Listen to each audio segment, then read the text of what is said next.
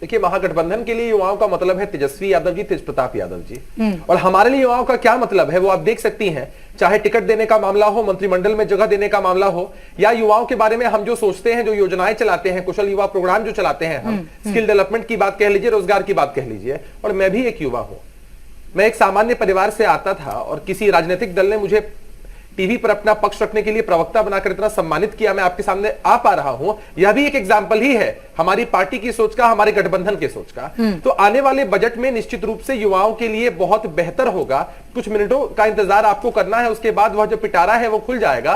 और बिहार के युवा इस बार सचमुच उत्साहित हैं। जिस तरह बिहार की जनता ने अपना मैंडेट आदरणीय नीतीश कुमार जी के नेतृत्व में दिया है, हर वर्ग के लिए सब कुछ होगा। और बड़ी विडंबना की बात। लेकिन जब हम आपसे युवाओं से रिलेटेड सवाल पूछते हैं तो पहले आप तेजस्वी यादव पर निशाना साधते हैं। अभिषेक जी, फिर अपनी बात को आगे बढ़ाते हैं, यानी कि आप भी पीछे नहीं रहेंगे। बिल्कुल, माधव आनंद जी भी कुछ कह रहे हैं। माधव आनंद जी, आपने तेजस्वी यादव जी की चर्चा की थी मैडम, आपने पहले तेजस्वी यादव जी की चर्चा की कि वो युवाओं को सम्मोहित कर रहे थे क्या? आप देखिए कि उनका अंदाज कैसा है, जिस तरह का नाटक नौटंकी हमेशा उनके नहीं, वो तो विरोधियों को तो हमेशा लगेगा, वो तो अपनी बात रखते हैं, उनका तरीका है बात रखने का, सबका अपना तरीका होता है, सत्ता पक्ष का अपना तरीका है, तेजस्वी यादव का अपना तरीका है, सबका अपना तरीका होता है। ठीक है, कोई बात नहीं। आप माधव आनंद जी कुछ कह रहे हैं। माधव आनंद, आपने सवाल पूछा शिक्षकों के मामले में, मैं जिम्मेदारी के साथ कह रहा हूं, सरकार उस मामले पर संज्ञान ले रही है और बहुत जल्द यह पूरा मामला का निपटारा हो जाएगा। इसमें विपक्ष के लोग अपनी कितनी भी राजनीतिक रोटी सेके, उसे कोई फर्क नहीं पड़ने वाला है। और दूसरी बात, मैं उस वक्त भी कह रहा था कि हमने 15 वर्षों में जो काम किया वो बताया है और आने वाले 5 वर्षों का रोड मैप बनकर खूब अच्छे से तैयार है, जो हमने चुनाव पूर्व ही 7 निश्चय पार्ट 2 के माध्यम से जनता के बीच रख दिया था। भारतीय जनता पार्टी की तरफ से भी उनका मैनिफेस्टो जारी किया गया था। हम इन 5 वर्षों में इन सारे कार्यों को कंप्लीट करने के लिए प्रतिबद्ध हैं और उसी के हिसाब से प्रदेश की सरकार काम भी कर रही है। तो हम जानते हैं उसके हिसाब से प्रदेश की सरकार ये काम कर रही है कि अगर नल जल योजना के तहत नल नहीं पहुंचा, नल का जल लोगों के घर पे, तो मुखिया का फिर उम्मीदवार नहीं बन पाएंगे आप। उसके हिसाब से ऐसा काम कर रही है सरकार।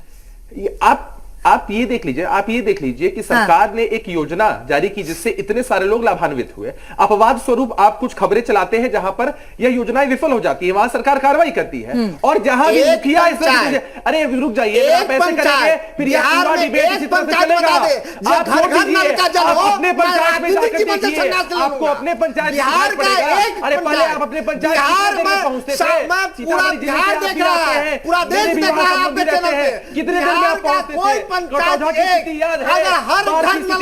ठीक है, राजनीतिक जीवन से संन्यास नहीं है, दो ही है सरकार, झूठ बोलती है सरकार, ठीक है, करने का प्रयास करती है सरकार, मुखिया को दोषी मान के सरकार नहीं बन सकती। कि जब तेजस्वी यादव जी ने कहा कि हम 10 लाख रोजगार देंगे तब आप नहीं मान रहे थे, और आप 20 लाख कैसे दे देंगे? दोनों में प्लीज अंतर समझिए। मैं शांति से चाहूंगा कि मेरी बात आप लोग सुनें। बिल्कुल। तेजस्वी यादव जी ने कौन सा दिवा स्वप्न दिखाया था? उन्होंने कहा था कि पहली कैबिनेट की बैठक में पहला कलम मैं चलाऊंगा और 10 लाख सरकारी नौकरियां दे दूंगा।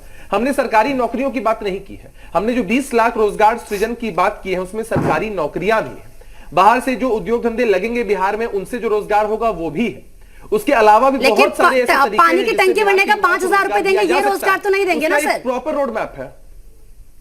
नहीं, अब जैसे आप अगर उसको उस लिहाज से देख रही हैं तो गलत है। मैं आपको नहीं, 5,000 में क्या होता है? 5,000 में आज किसका घर चलता है? मुख्यमंत्री जी कहते हैं पैसा कहां से आएगा, आज कहां से आएगा, मुख्यमंत्री तो बता। ठीक है, अपनी बात पूरी कीजिए। तैयार होंगे तब तो उसमें सिस्टमैटिक, दिहाड़ी मजदूरी की बात कर रहा है, तो दिहाड़ी मजदूरी सुनने के लिए थोड़ी है। नहीं, अरे राजनीतिक रूप से बेरोजगार विपक्ष कितना विचलित हो रहा है।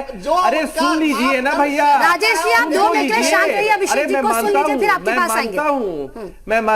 देखिए अब दिक्कत क्या है, अब दिक्कत ये है कि राजनीतिक रूप से बेरोजगारी जो हमारा विपक्ष है वो तो विचलित होता है ना इन बातों से। देखिए हमने बताया था सिस्टमैटिक तरीके से कि भाई 20 लाख रोजगार सृजन के जो अवसर हैं वो कैसे पैदा होंगे। इतनी हमारे पास रिक्त जगह है। आप देख लीजिए कि जब कैबिनेट की बैठक हुई थी तो सभी डिपार्टमेंट से यह ब्यौरा मांगा गया है कि भाई कितने पद आपके वहां रिक्त हैं। उसके अलावा आप लगातार देख रही हैं कि बहालियों का जो दौर है वो चल रहा है, तो लोगों को रोजगार सरकारी नौकरियों में तो मिलेगा ही, उसके अलावा भी प्राइवेट सेक्टर्स में कैसे रोजगार आएंगे, कैसे बड़ी इंडस्ट्रीज आएंगी। बिहार हमें किस स्थिति में मिला था? यहाँ पे सड़कें नहीं थी, बिजली नहीं थी, पानी नहीं थी।